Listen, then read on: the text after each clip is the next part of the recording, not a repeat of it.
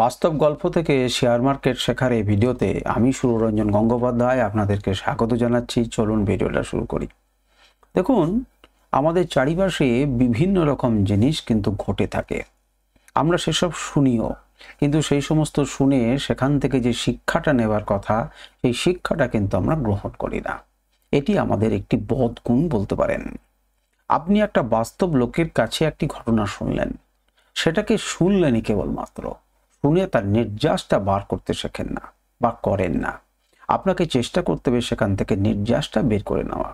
আপনি যখন ট্রেডিং জগতে আছেন বা ভিডিওতে এসেছেন, তখন আপনি বিভিন্ন ট্রেডারদের সঙ্গেও কথা বলেন, তাদের বাস্তব অভিজ্ঞতাটা বা সে দূর থেকে তাকিয়ে দেখুন যে সে কোন পথে চলছে এবং সেই কোন পথে যাওয়ার পর সে লাভবান হচ্ছে না লাভবান হচ্ছে না, সেটা কিন্তু আপনাদেরকে বোঝার চেষ্টা করতে হবে।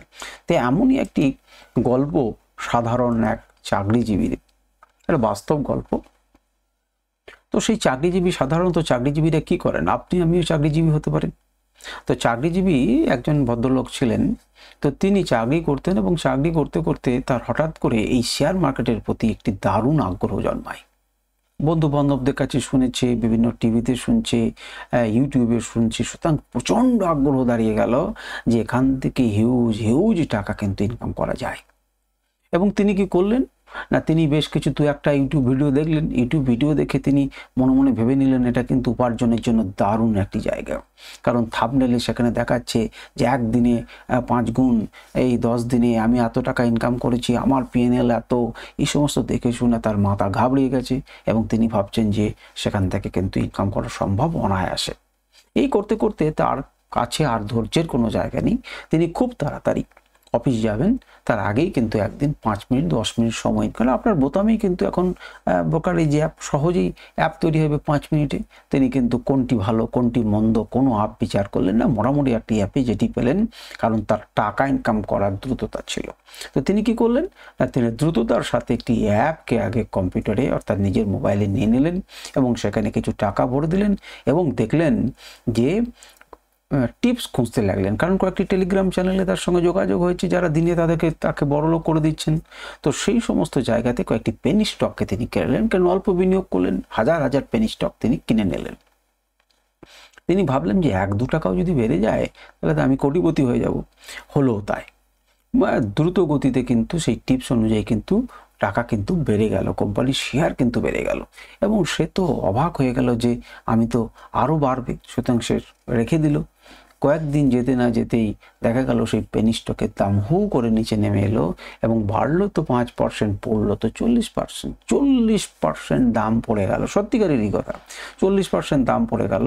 তখন সে ভাবলো যে আমি অন্ধকারে ঢিল মেরে দিয়েছি, আমি কিছুই জানি না। এবারে কিন্তু সেই টিপস আর কেউ কিছু বলছে না এই কোম্পানি সম্পর্কে যে আমি বিক্রি করে দেবো না রেখে দেবো না কি করা উচিত, লস বুক করে নেবো না করবো না।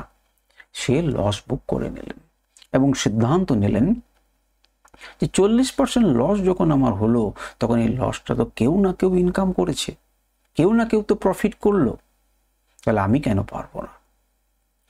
তিনি অনুভব করলেন যে শিখতে হবে আমাকে, না শিখলে পরে এটি কিন্তু সম্ভব নয়। শিখে আমি বিনিয়োগ করব, সুতরাং আমি প্রথমে শিখব, তারপর আমি বিনিয়োগ করব।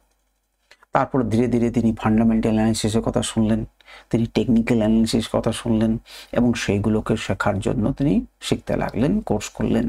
এবং কি করলেন না, তিনি কোম্পানির ব্যালেন্স শিট পড়তে শিখলেন, তিনি চার্ট শিখলেন, তিনি ধীরে ধীরে ধীরে ধীরে সমস্ত কিছু বুঝিয়ে নিজে অ্যানালিসিস করে তিনি কি করতে লাগলেন, ইনভেস্ট করলেন। 6 মাস যেতে না যেতেই তিনি দেখলেন যে তার পোর্টফোলিওতে 20-25% প্রফিট কিন্তু তিনি পেয়ে গেলেন। তার মনে খুবই আনন্দ হলো যে এই যে ইনকামটা আমি করলাম এটা আমার নিজের বিশ্লেষণ, নিজে ইনকাম করলাম এবং নিজে অ্যানালিসিস করেছি। আমার তার মধ্যে কিন্তু একটা কি জন্মালো, একটা কনফিডেন্স জন্মালো এবং ধীরে ধীরে ধীরে ধীরে মার্কেটে তিনি কিন্তু টিকে গেলেন। এবার তাকে যখন তার বন্ধুরা জিজ্ঞাসা করেন, আচ্ছা শেয়ার মার্কেটে কি টাকা ইনকাম হয়, কই আমরা তো পারছি না, যে সমস্ত বন্ধুর কথা শুনে তিনি এসেছিলেন তাদেরকে তিনি বলেন যে শেয়ার মার্কেটে কিন্তু টাকা আসবে, কিন্তু তুমি জ্ঞান ছাড়া টিকে থাকতে পারবে না। এখানে তোমার মধ্যে জ্ঞান থাকতে হবে, সেই জ্ঞানটা হয় নিজে নিজে করতে হবে, নাই বুঝে করতে হবে, নাই কারোর কাছে পড়ে করতে হবে। জ্ঞান ছাড়া কিন্তু আপনি এখানে টিকে থাকতে পারবেন না। তাহলে এই যে গল্প, সত্যিকারেরই বাস্তব গল্প এবং অজস্র ট্রেডারদের গল্প, এটা অজস্র ট্রেডারদের গল্প। এখান থেকে কি কি আমরা শিখতে পারি? আগের যে গল্প বলেছিলাম সেখান থেকে 5টি শিক্ষণীয় বিষয় শিখেছিলাম। এখান থেকেও আমরা 5টা শিক্ষণীয় বিষয়কে আমরা জানবো। প্রথম নাম্বার হচ্ছে জ্ঞান ছাড়া বিনিয়োগ নয়। আপনার যদি জ্ঞান না থাকলে আপনি বিনিয়োগ করতে যাবেন না। কারোর কাছ থেকে শুনে নিলেন, টিভিতে একটা বলে দিল যে এটা কিনুন, সেই কোম্পানি কি করে, কোথা থেকে রেভিনিউ জেনারেট করে, আদৌ কি কতদিন চলবে না চলবে আপনি কিছুই জানেন না, আপনি কিনে নিলেন। আপনি জানেনই না কোথায় বেরোতে হবে, বিপরীত ঘটনাও তো ঘটতে পারে। তাহলে কোথায় বেরোবেন আপনি কিছুই জানেন না। আপনি শুনলেন, একটা টিপস শুনলেন, একটা ইউটিউব চ্যানেলে দেখলেন, কিংবা টিভিতে শুনলেন, কিংবা আপনার টেলিগ্রাম চ্যানেল এলো, আপনি কিনে নিলেন। আপনি তার গোটাটা সম্পর্কে কিছুই জানেন না। আপনি ব্যবসা কিনছেন, কিন্তু সে কি ব্যবসা করে তাই জানেন না। দ্বিতীয় নাম্বার হচ্ছে লস শেখার অংশ। ওই যে লসটা হয়েছিল, সেই লসটাতেই, প্রথম লসটাতেই কিন্তু তার মনের মধ্যে ধারণা হয়ে গেছিল যে আমি এই লসটা করছি কারণ আমি শিখিনি বলে। আর এবং শিখতে গেলে পরে কিন্তু আমার লস হতে পারে। সুতরাং লস কিন্তু শেখার অংশ, এটা কিন্তু জেনে করতে হবে। দ্বিতীয় নাম্বার হচ্ছে টেকনিক্যাল বা ফান্ডামেন্টাল অ্যানালিসিস ছাড়া কোনো বিনিয়োগ আমি করব না। অর্থাৎ ভালো কোম্পানিকে যদি বাঁচতে হয় তাহলে আমাকে ফান্ডামেন্টাল এবং টেকনিক্যাল অ্যানালিসিস শিখতেই হবে একদম সুন্দরভাবে, তবে কিন্তু আমি ভালো কোম্পানিকে পিক করতে পারবো। ধৈর্য জরুরি, ধৈর্য ছাড়া কিন্তু হবে না। কারণ তিনি ইনভেস্ট করার পরে 6 মাস 7 মাস অপেক্ষা করেছেন, ধীরে ধীরে ধীরে ধীরে একটা কোম্পানি গ্রো করে। সুতরাং সেখানে দেখা গেল সে আমরা কপালে একদিনও 18% আসতে পারে, সেটা হতেই পারে, সেটা আলাদা জিনিস। কিন্তু আমার ধৈর্য জরুরি। আপনি নচেত কিন্তু আপনি ইনকাম করতে পারবেন না। ও কিন্তু রাতারাতি তাড়াতাড়ি করে অ্যাপটি তৈরি করে অ্যাপটি কিনে সে কিন্তু ভেবেছিল যে আজকে আমি প্রচুর দাম মেরে দেবো, অর্থাৎ দিনে তিনি বড়লোক হবার চেষ্টা করছেন, কিন্তু সেটা সম্ভব হয়নি। আর কি দরকার? Emotional control. এটা শেখা হয় এই গল্প থেকে। কোন জায়গাতে ইমোশনাল কন্ট্রোল ছিল? দেখুন, তার লোভ জন্মেছিল, লোভকে কিন্তু তাকে জয় করতে হবে, আর ভয়কেও জয় করতে হবে। ওই যে 40% পড়ে যাচ্ছে, তাকে কিন্তু সে ভয়কেও জয় করতে শিখতে হবে। কখনো কখনো পোর্টফোলিও যখন নিচের দিকে নামবে, তখন কিন্তু যেহেতু আপনি নিজে অ্যানালিসিস করেছেন, আপনি জানবেন যে সেখান থেকে কিন্তু মার্কেট কোন জায়গা থেকে ঘুরতে পারে, কত দূর এলে পরে আমি তবে বিক্রি করব, কখন আমি ধৈর্য হারাবো। অর্থাৎ আপনি লোভ এবং ভয়কে কিন্তু জয় করতে শিখে গেছেন। আপনি জানেন যে এর পরিবর্তে আমাকে পরিকল্পনা করে এগোতে হবে। সুতরাং ইমোশনাল কন্ট্রোলটা কিন্তু জরুরি, পরিকল্পনাটা কিন্তু জরুরি। তাহলে 5টি শিক্ষণীয় বিষয় সম্পর্কে আমরা জানতে পারলাম এখান থেকে। আশা করি এই ভিডিওটা আপনাদের কাজে লাগবে এবং বোঝার চেষ্টা করুন যেখানে কিন্তু অসংখ্য ট্রেডারদের গল্প রয়েছে যারা কিন্তু রাতারাতি ধনী হতে চান খুব সহজেই, কিন্তু সেটা কিন্তু সম্ভব হয় না।